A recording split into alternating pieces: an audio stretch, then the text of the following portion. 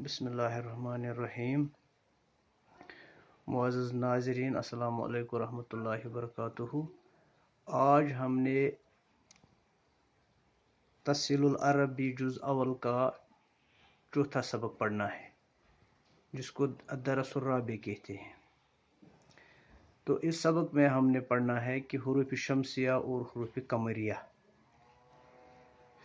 चूँकि अरबी में हुरूफ़ तहजी की तादाद 29 है और 29 हरूफ में हमज़ा और अलिफ जब हम इकट्ठे करें तो 28 ही होते हैं। चूँकि हमज़ा अपना अलग काम करता है और अलिफ अलग काम कर रहा है इसमें, इसलिए इसमें से इनमें 29 हरूफ कहलाते हैं। मसलन हमज़ा जब अलिफ पर जब हरकत हो तो ये हमज़ा कहलाएगा, जब ये हरकत के बगैर हो तो ये अलिफ होगा। तो इसका मतलब यह है कि इनका अलग अलग काम है। अब हुरूफ़ शम्सिया और हुरूफ़ कमरिया का क्या काम है, क्योंकि ये हुरूफ बहुत अहम काम करते हैं इस हुरूफ़ तहजी में। इसलिए कि आप देख सकते हैं कि जब हुरूफ़ कमरिया पर हम अलिफ लाम लगाएंगे तो अलिफ के बाद आप इसको हमज़ा कहेंगे तो हमज़ा और लाम पढ़ा जाएगा, जबकि हुरूफ़ शम्सिया पर जब हम अलिफ लाम लगाते हैं तो यहाँ लाम नहीं पढ़ा जाता है, बल्कि हमज़ा के लाम के बाद जो हुरूफ होगा वही पढ़ा जाएगा। अब हम अच्छी तरह समझ सकते हैं कि ये हुरूफ़ कमरिया और हुरूफ़ शम्सिया किस तरह पढ़े जाते हैं। मसलन आप हमज़ा अलिफ से शुरू करो, या हमज़ा जिसको हम कहेंगे अब हमज़ा से शुरू करो, तो जब हमज़ा होगा तो ये होगा अल-अख़ु। अल-अख़ु लाम के बाद हमज़ा है तो हमज़ा फिर हुरूफ़ कमरिया हुआ। तो हमज़ा के बाद हमज़ा से पहले लाम है, लाम पढ़ा गया तो ये हुरूफ़ कमरी बन गया। इसी तरह अल-बैतु यानी बा से पहले लाम है, लाम पढ़ा गया तो हुरूफ़ कमरिया। इसी तरह अल-जमलु, अल-हिसानु, अल-खुब्ज़ु, अल-ऐनु, अल-गदाउ, अल-फज्रु, अल-कमरु, अल-किताबु, अल-मंदीलु, अल-वरकु, अल-हवाउ, अल-यदु। यानी ये कितने हुरूफ मिले हुए? अब ये तकरीबन 14 हुरूफ हुए। हमज़ा, बा, जीम, हा, खा, ऐन, गैन, फा, काफ, काफ, मीम, वाव, हा और या, यानी 14 हुरूफ। अब इसका माना भी हम इसी तरह जान सकते हैं। अल-अख़ु बाई को कहते हैं, अल-बैतु घर को कहते हैं। और दूसरी बात इसमें यह है कि जब इस पर अलिफ लाम लगा जाए, ये इस अस्मा है तो इनके आखिर में एक ही पेश आएगा।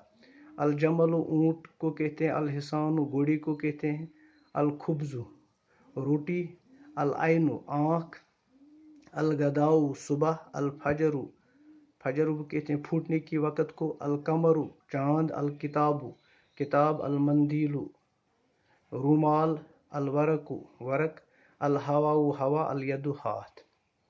इसी तरह अब हम आते हैं हुरूफ़ कमरिया पर, शम्सिया पर। हुरूफ़ शम्सिया भी इसी तरह 14 हैं।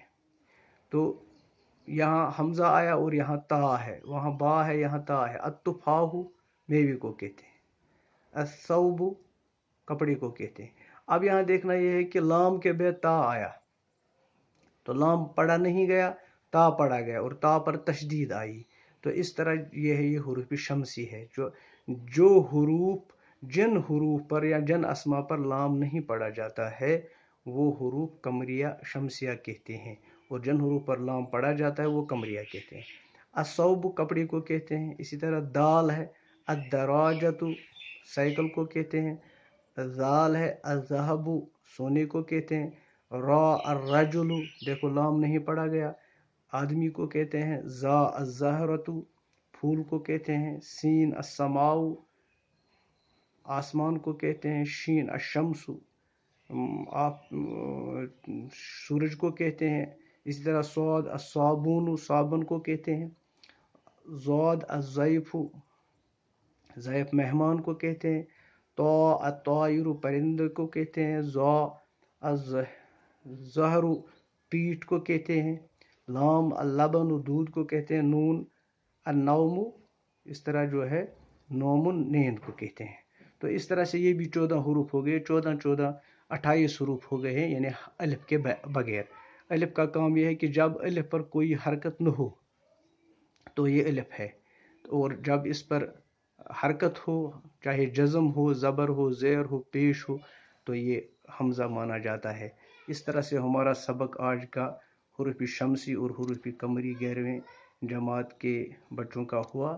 تو یہ حروف شمسی اور حروف قمری کی کتاب میں مشق دی گئی ہے، تو اس مشق پر آپ ایسا کر سکتے ہیں کہ آپ اس مشق کو دیکھ کر ان اسما پر یہ حرکات لگا سکتے ہیں، اور حرکات کے بعد آپ کو معلوم ہوگا کہ شمسی کون ہے اور قمری کون ہے.